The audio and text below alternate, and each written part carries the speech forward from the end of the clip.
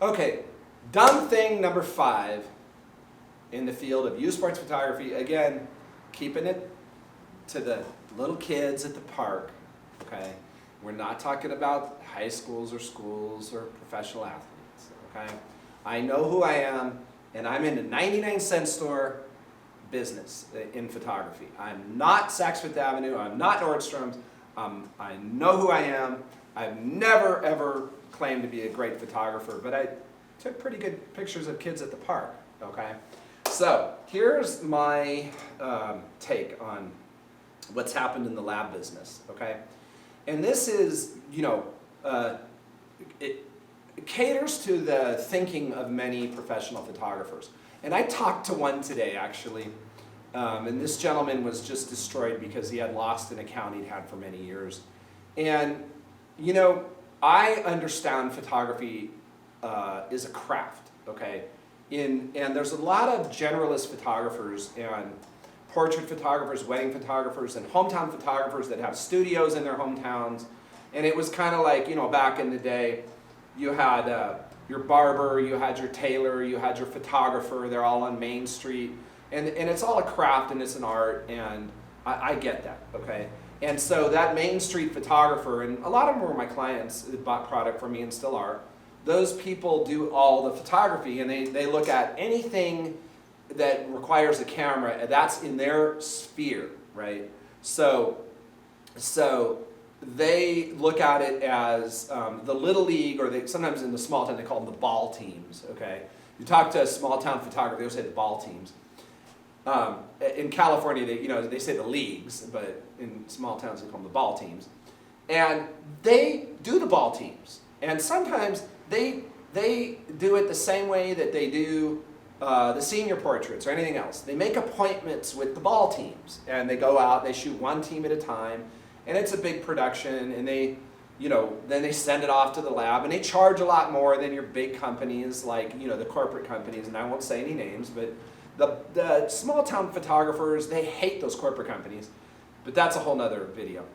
I don't hate them, I admire them, but the small town photographers usually, they do a great job, and then the ball team comes back, and then people come to the studio, and they pick up the ball team, and then the same kids get those senior portraits from that guy and gal or whatever. And so I understand the small town thing, and I understand that my company is never going to go out to small towns where there is still one of these people and take those accounts, because they're just wired in, and they're going to do all of the, there's the plumber, the photographer, the tailor, the local bank, that kind of thing.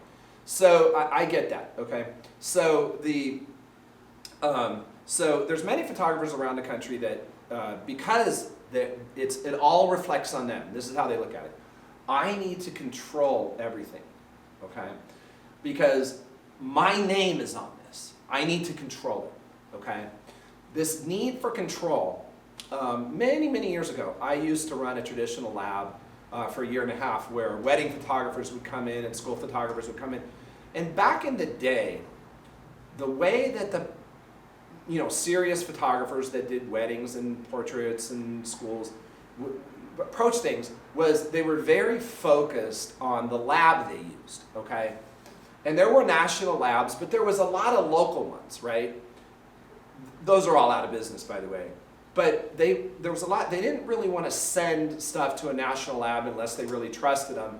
But if they had a local lab that they could work with, it gave them more control, So control was a big thing.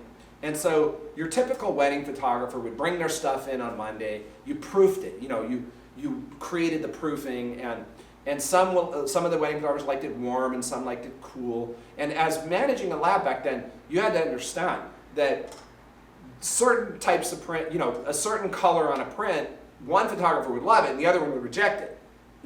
Some like it warm, some like it cool. I mean, so you literally had to know your clients, okay? And the lab that I ran, the people there did know the clients. And so they'd come in and they'd look through their prints, and, oh, please reprint this one. Oh, no, this one's, can you crop it down? So you always had this thing where you print a job, and then they'd come in and they'd reject a couple things, and then you reprint it. And, it was always your fault, like you couldn't say, that looks great, but you you're just being super picky. But that was them controlling it. That's how they did it. They wanted to control it. So I will never let a picture go out of my studio unless I personally check it, And they would obsess on the smallest things. That's just the way it was. So, so I get that need for control. It's been there forever, okay? So as digital came along and basically destroyed the local lab business, there's no more, very, very few local labs. It's like, remember the 1 hour photos? Once in a while you see one like 1 hour photo and water, and videos. Like I saw 1 hour photo and videos, and they're renting, videos that are not appropriate for kids. Like I'm gonna take my pictures there to be printed, and while I'm there, I'm gonna not go in the video section. But anyway, so that's a destroyed business. So now there's these national labs, and since everything's moved to the internet, the labs are all tripping over themselves to give the photographers what they want, which is, to me, a dumb thing that I don't want. And my whole business is built around not giving the photographers this one thing. Control, okay? See, I have a business where photographers send me their memory cards. They used to send me their film. And they never see what we do. And that terrifies some people, see? But other people think it's great, including me, because they send us the work, we do it, we ship it to the league, okay? And if anything's wrong, we take care of it. And so those photographers literally shoot the job and send me my check and the memory cards. Just like back in the day, they used to send me the film with my check.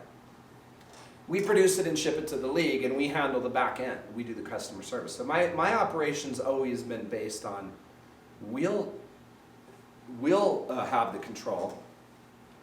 But the labs nowadays, and again, go back to the small town studios, I get it, and your name's on everything, and you want the senior portraits and all that. But I'm in this scaled business. I'm in the part of it where we're doing 8, 10, 12 leagues on a week, and my distributors around the country are doing the same thing. So we don't have that kind of ability even to control every image, But the labs have catered to this, And so they keep coming out with more and more software and more stuff. So photographers that 20 years ago would go out and shoot a league and send the film in, and then maybe double check the orders when they came back, are now given control. To me, what they've been given is they've been given the ability to print their own pictures, okay? And they're doing that work for free, okay? So 20 years ago, they used to spend 8 hours at a shoot and an hour packing up a job and shipping it to a lab or dropping it off at their local lab. Now, they are at home, and the labs tell them that they have control with the software, and they're doing everything. They're positioning the pictures and cropping the pictures, and they're doing everything. And then they're uploading them through the Rose system or whatever, but great company that's in between, but anyway, Rose is a company, and they take a percentage, but that's fine. So they're spending all this time that they didn't used to, okay? And I have talked to photographers, and I've asked this question, and nobody ever gives me a different answer. How much more do you get paid? Or do you save on your lab order? How much more do you make because you are sitting there cropping, and you're doing all this work and doing the data entry, whatever, and all the stuff you need to do to send stuff to these out-of-state labs, and because, I don't make any more money, but I have control. So you work twice as much, right? Yeah, but I have control. Before you had control, when you used to send film to the lab, did you lose your accounts? No, I was good. I did a good job. I was a good photographer. So you didn't have control before, and you didn't lose your accounts, and now you have it, and you don't lose your accounts. So you're doing how much more work? And sometimes they tell me, well, it's for every hour of shooting, I do an hour of work. Some people have told me 2. I don't know, because I don't do it. So, but you've doubled your work.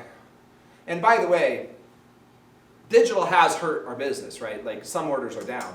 So you're working twice as hard for less money, or at best the same money,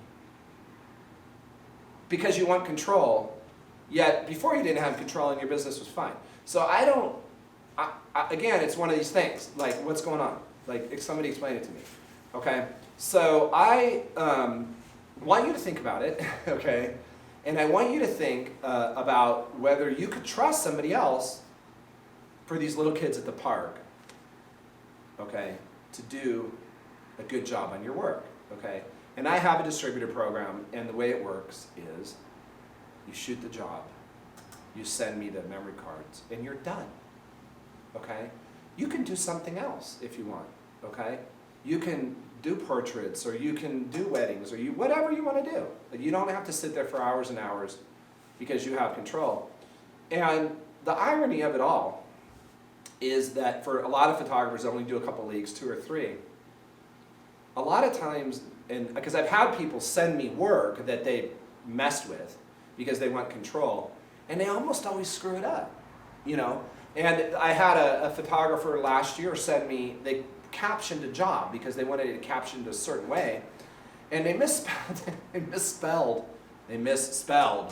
the name of the league, and we had to redo hundreds of pictures because they wanted control and they wouldn't trust us to do it. See, my staff does it all day, every day, so they would have actually gone to the league website and seen how it was spelled because we know what we're doing, yet control.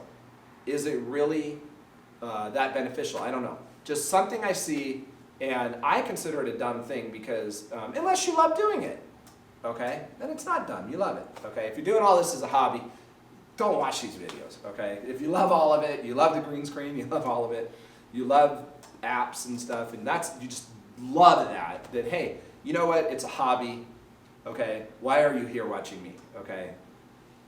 Okay, so control is dumb thing number 5 in youth sports photography.